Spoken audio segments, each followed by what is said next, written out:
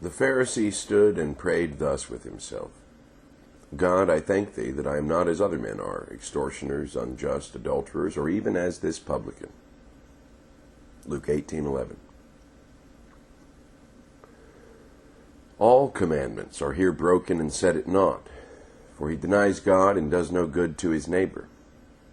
Thereby he has gone to ruin, for he has not fulfilled one letter of the law. For if he had said, O God, we are all sinners, this poor sinner is also, and so am I, like all other men, he would then have fulfilled God's first commandment, namely, that he had given honor and praise to God.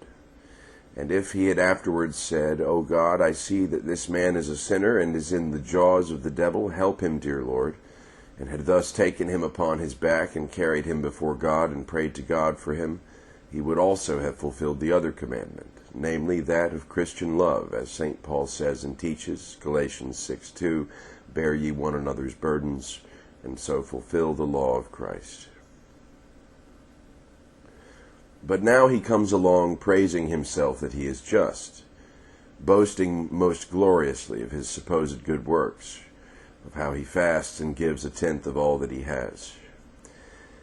After that, he is so full of hatred toward his neighbor that if God would let him be judge, he would thrust the poor publican into the deepest depth of hell. Is not that an evil heart and dreadful to hear about, that I should wish all men to be doomed while I alone should be praised? And this has been set before us, that we should be on our guard against it. Sermons from the year 1522, Luther's Works, WA 10 111 301F.